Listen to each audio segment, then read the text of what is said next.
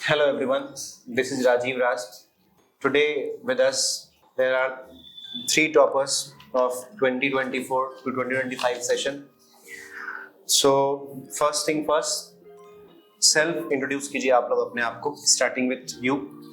My name is Devanshu Sekhar and I have scored 96.2% in class 10 CBSE board examination. Okay.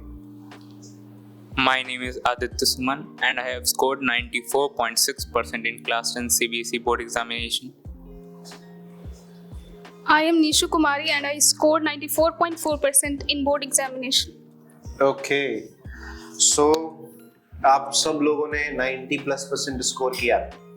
First question जो सब लोग महसूस कर रहे होंगे बट पूछ नहीं रहे होंगे, हम पूछ लेते हैं. आप लोग कैसा फील कर रहे हैं? आप पर्सनल लेवल पे कैसा फील कर रहे हैं आफ्टर स्कोरिंग दिस मार्क? मतलब अभी भी 2-4% चाहिए आप लोगों को कि you are kind of satisfied? हम तो बहुत सेटिस्फाई हैं विद माय रिजल्ट. चलिए, आप सेटिस्फाइड हैं, ठीक है. आप बताओ. I'm good. I'm also satisfied with my result. You are also satisfied. Devanshu, what's your take? Yes, I am also glad to score such a big percentage, but yes, I also believe that we need to satisfy. Oh, you have willingness to satisfy as well. Okay. So एक question और यहाँ पे रहता है कि आप लोगों का मार्क्स तो इतना आया, कौन से सब्जेक्ट में आपका सबसे ज्यादा मार्क्स आया? आप बताओ Devanshu. So I scored the best marks in SST 99. 99 out of 100. Very good. I scored the best in science 97. 97 marks in science. I scored highest marks in maths 98. 98 marks in maths. So तीनों बच्चे तीन अलग अलग subjects में तीनों अलग अलग score किए. ये बताओ आप लोग कि आप लोग तो अभी 10th आप लोगों ने पास कर लिया. You have scored such good marks. तो आप लोग इस फेज में यानी कि ड्यूरिंग द प्रिपरेशन आप लोग को सबसे ज्यादा चैलेंजिंग क्या लगा? ठीक है, during the period. Starting with Nishu. Time management. Time management during the examination hall और throughout the session? Throughout the session. कैसे, मतलब क्या प्रॉब्लम रहा? टाइम मैनेजमेंट कैसे नहीं कर पा रहे थे? Sir coaching and school, self study, ये तीनों के बीच में आपको टाइम नहीं मिल पा रहा था. टाइम मैनेजमेंट एक बड़ा इशू तो है बच्चों के लिए. Aditya. Well, the biggest problem I face is consistency because I used to get distracted a lot. I didn't have the habit of sitting continuously for 2 hours and studying. So yeah, that's my problem. So your big problem is you don't remain consistent for longer hours. Okay.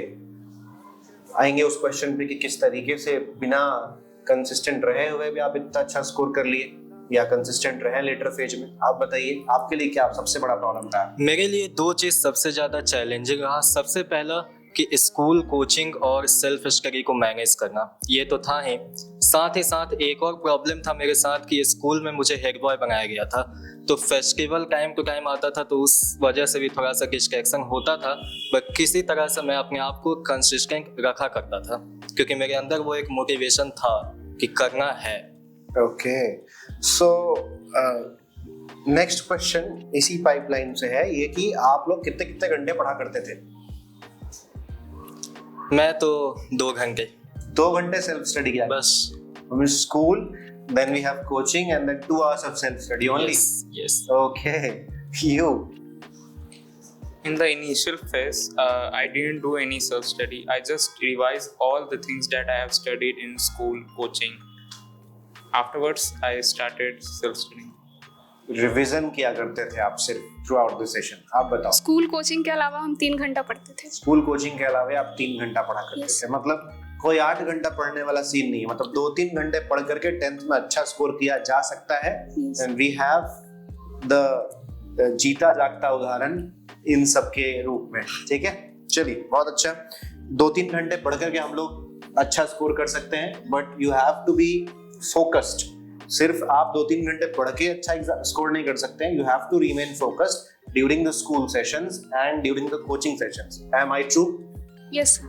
ऐसा ऐसा तो नहीं है कि हाँ school में मस्ती कर रहे हैं, कोचिंग में मस्ती कर रहे हैं, देन 2 आवर्स का सेशन किया और उसके बाद एकदम बढ़िया जा रहा है, ऐसा तो नहीं है। No, sir. तो आपको स्कूल में भी कंसिस्टेंट रहना पड़ेगा, फोकस रहना पड़ेगा, देन कोचिंग में भी, और देन सेल्फ स्टडी 2-3 घंटे अगर किया जाए तो आपका काम अच्छे से हो जाएगा। ठीक है, चलो ये तो अच्छा है, 2-3 घंटे पढ़ करके हम लोग अच्छा स्कोर कर सकते हैं। तो आप लोग को ये किस तरीके से टाइम मैनेज किया करते थे? 2 किस्म के लोग होते हैं, एक होते हैं कि ऐसे लेट तक रात में पढ़ा करते हैं, ठीक है, कुछ लोग होते हैं ऐसे दिन में उठ के पढ़ा करते हैं। तो आप लोग किस तरीके से थे, किस किस्म के आप लोग हैं, आप बताइए। हम तो दिन ही में पढ़ते थे। आप दिन में पढ़ा करते Yes. थे, सुबह सुबह उठ गए 3 बजे 4 बजे, और No, उसके बाद दोपहर में Yes. स्कूल के बाद कोचिंग के पहले जो बीच में टाइम मिलता था, उस Yes. टाइम में आप पढ़ा करते थे, ठीक है।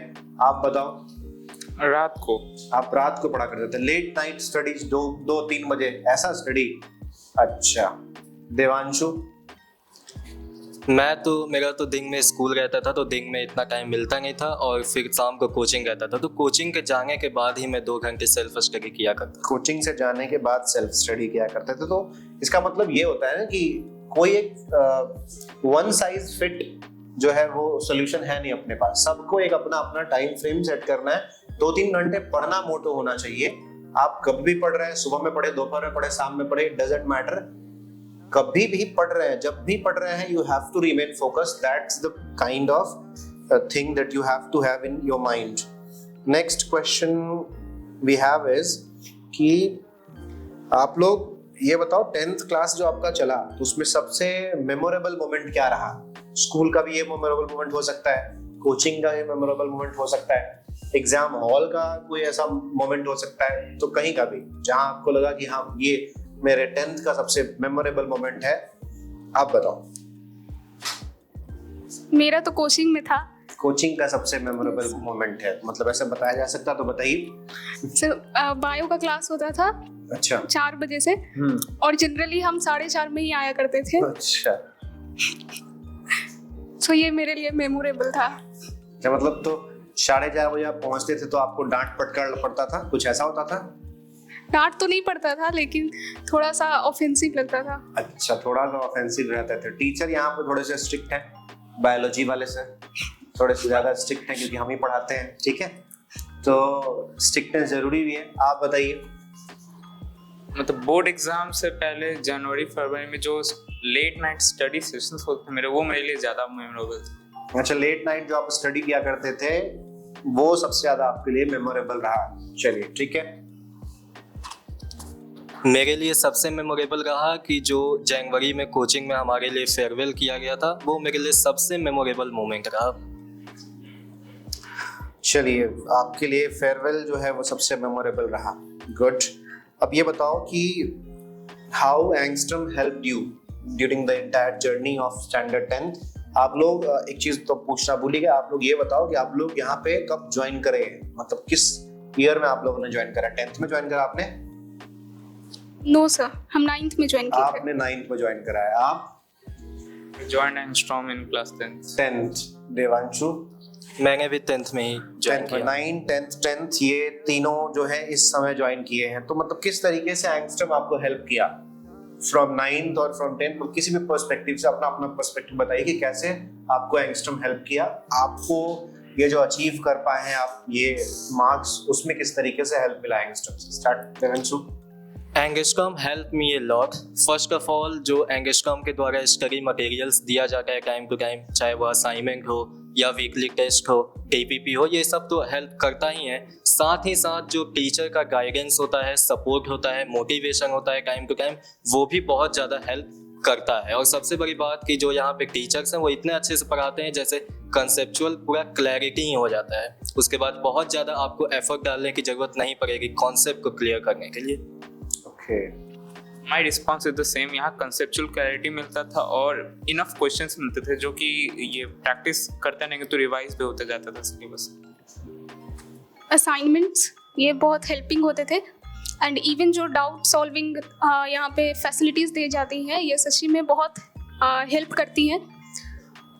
That's it. डाउट सॉल्विंग जो यहाँ पे मैनेजमेंट है वो आप लोगों को हेल्प मिला, जो असाइनमेंट्स दिया जाता था वो हेल्प मिला, रेगुलर टेस्ट होता था वो हेल्प मिला। आप लोग के टाइम पे टेस्ट कैसे होता था? वीकली, फोर्टनाइटली, कैसे होता था टेस्ट? वीकली होता था। वीकली टेस्ट होता था, ओके। चलिए ये बताइए कि अभी let's say we have a student in class 10th right now, so what is your suggestion कि आपको किस तरीके से 10th पढ़ना है? अपना अपना रोड मैप बताओ कि हाँ अगर आप ऐसा करोगे देन जो है आप एक अच्छा मार्क्स स्कोर कर सकते हो, उतना मार्क्स स्कोर कर सकते हो जितना हम लाए, ठीक है। तो ऐसा हो सकता है कि कोई भी बच्चा, अभी मान लो कोई बच्चा 70% पे है तो क्या वो 90% स्कोर कर सकता है? पहले तो ये क्वेश्चन का आंसर करो, यस और नो। कर सकता है, 70% वाला बच्चा भी 90% प्लस स्कोर कर सकता है। अब आप लोग बताइए अपना अपना रोड मैप कि हाँ ऐसे पढ़ना चाहिए, आपने ऐसे पढ़ा, हाँ ऐसे पढ़ोगे तो you can score the marks that I have scored. Starting with Nishu. उसे तो पहले PYQ सॉल्व करना चाहिए। PYQ सॉल्व करना, PYQ शुरुआत से सॉल्व करना है, मतलब अप्रैल से, let's say we have started the session, तो अप्रैल से PYQ सॉल्व करना है? नो सर, नहीं, जब सिलेबस कंप्लीट हो जाए तब करना चाहिए। नहीं, तो आपको अभी अप्रैल से बताओ कि अप्रैल से क्या करना चाहिए। 2 फेज में डिवाइड कर देते हैं, अप्रैल to let's say November, and December and जनवरी एक दूसरा फेज होगा। तो अप्रैल से नवंबर तक क्या करना चाहिए, दिसंबर और जनवरी में क्या करना चाहिए। दिसंबर एंड जनवरी तक में सिलेबस कंप्लीट हो जाता है तो उसको PYQ करेंगे, जैसा आप बोल रहे हैं वो तो ओके। बट ये अप्रैल टू नवंबर वाले पीरियड में, बिकॉज इस वाले पीरियड, ये वाला पीरियड ही बहुत इंपॉर्टेंट पीरियड है क्योंकि इसमें ही सिलेबस का कंप्लीशन होता है। And after the completion of syllabus you are ready to give the test that you have talked about. Till starting में तो सिर्फ और सिर्फ NCERT पे ही फोकस करना चाहिए। NCERT, okay. ये इनफ होता है हमारे लिए, कोई रेफरेंस बुक की जरूरत नहीं है। NCERT is enough, there is no need of reference book at all. Maths में जरूरत पड़ सकती है लेकिन आई डोंट थिंक सो कि किसी अदर सब्जेक्ट में जरूरत है रेफरेंस बुक की। तो मींस 10th बोर्ड में जो एग्जाम्स आता है वो NCERT से बाहर नहीं आता, आप ऐसा कहना चाह रही हैं? Okay, except maths. Except maths, okay. तो मैथ्स जो है उसके लिए आप रेफरेंस बुक देख सकते हैं, बाकी you don't need any additional books. तो means from April onward you have to stick to the NCERT, ठीक है। एंड देन आफ्टर नवंबर और दिसंबर when your syllabus is completed, then go for the PYQs. चलिए ठीक है, what's your take आदित्य? अप्रैल के शुरुआत में आई थिंक मतलब कि ज़्यादा पढ़ने का जरूरत नहीं है, बस जितना पढ़ाया जा रहा है स्कूली सबका उसका रिवाइज कीजिए, या फिर अगर आपको खुद से सेल्फ स्टडी करना है तो आप एडिशनली यूट्यूब से भी लेक्चर्स देख के पढ़ सकते हैं। और उसके बाद जैसा जैसा आपका सिलेबस कंप्लीट होगा आप क्वेश्चन प्रैक्टिस की तरफ मूव कर जाइएगा। Don't you think कि लेक्चर, I personally feel कि YouTube पे कंटेंट की कमी नहीं है। There are n number of people out there who are delivering excellent content, but don't you feel कि a student of class 10 who has some sort of unstable mind go for YouTube videos? Means अगर वो online YouTube video start करा देखना कि हाँ चलो lectures देखते हैं, डोंट यू थिंक कि वो यूट्यूब से मूव करके यहाँ, फिर यहाँ से मूव करके यहाँ, उसका टाइम जो है वो, आई थिंक पर्सनली कि हाँ टाइम जो है वो अननेसेसरी स्टफ्स में ज्यादा जो है इंगेज हो जाता होगा बच्चा। उसको कैसे ठीक किया जाए, मतलब करना चाहिए। यूट्यूब पे कंटेंट तो है, इसमें तो कोई डाउट नहीं है। आई थिंक अगर मतलब कि वो अनस्टेबल हैं तो वो अपने स्कूल और कोचिंग पे ज़्यादा फोकस करें। मैं बस ये कर रहा हूँ कि अगर ज़्यादा फर्दर स्टडी करना है तो आप यूट्यूब से पढ़ सकते हैं, मतलब कि कोचिंग और स्कूल के सिलेबस से थोड़ा आगे। उसके बाद यही ऐसे सिलेबस अगर स्कूल और कोचिंग के साथ चलते हैं तो वो भी बढ़िया बात है। ठीक है, चलिए देवांशु आप बताओ। मेरे फ्रेंड्स ने तो मतलब सब चीज़ बता ही दिया, लेकिन मैं एक और चीज़ ऐड ऑन करना चाहूँगा कि अगर हो सके तो फेमैंग टेक्निक का यूज़ करना चाहिए। अब ये टेक्निक है क्या बेसिकली, तो इस टेक्निक में यही बताया गया है कि जब आप कोई भी कंसेप्ट को पढ़ कर आते हैं, चाहे वो स्कूल हो, कॉलेज हो या कहीं से भी, तो आप घर पे आने के बाद उसे ऐसे एक्सप्लेन कीजिए खुद को जैसे लग रहा है आप खुद ही को पढ़ा रहे हैं। ये एक तरीका होता है जिससे आपको पता चलता है कि कौन सा कंसेप्ट वीक है और कौन सा स्ट्रॉन्ग है। ये एक काम कर सकते हैं हम लोग कि आज पढ़े whatever I have read today, घर जा करके उसको जो है खुद को पढ़ाने की कोशिश किया जाएगा, ठीक है। तो इससे जो है कॉन्सेप्चुअल क्लैरिटी जो है वो मिलता है, ठीक है। चलो ये रहा कि किस तरीके से हम लोग प्रिपरेशन करें। तो अब ये फाइनल क्वेश्चन रहेगा कि क्या आप अपने जूनियर्स को सजेस्ट करेंगे कि they should join angstrom? If yes then why, if no then why? बिल्कुल मैं सजेस्ट करूंगा कि आप एंगस्ट्रॉम बिल्कुल ज्वाइन कीजिए, क्योंकि यहाँ पे क्या है कि पढ़ाया तो जाता ही है, साथ ही साथ में जो आपको डीपीपी और स्टडी मटेरियल दिया जाता है वो बहुत ज़्यादा हेल्प करेगा। और लास्ट में जो टेस्ट सीरीज होता है वो तो जैसे अगर कोई बच्चा साल भर कुछ भी नहीं पढ़ रहा हो तो फिर भी उसको रियलाइज़ होगा कि यस साल भर मैंने कुछ नहीं पढ़ा है, अब तो पढ़ना चाहिए ही। टेस्ट सीरीज आपके जैसे एक मिरर की तरह है, वो आपको रिफ्लेक्शन दिखाएगा आपका कि आप कहाँ स्टैंड कर रहे हैं अभी। My response is same.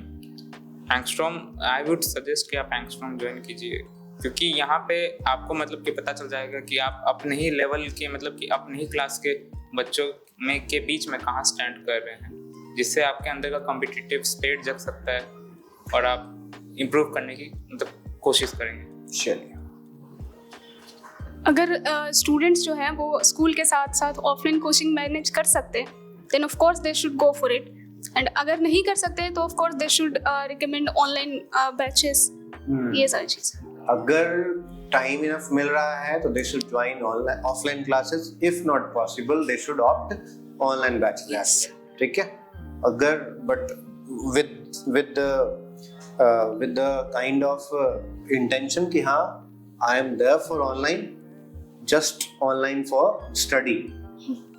If you have the kind of distracted mind, then I think probably you should be in the classroom. That's the best option for you. ठीक है? I personally feel this. ठीक है? चलिए, congratulations all of you for scoring such a good marks, and I hope in future you will continue to outshine in such manner. Thank you. Thank you.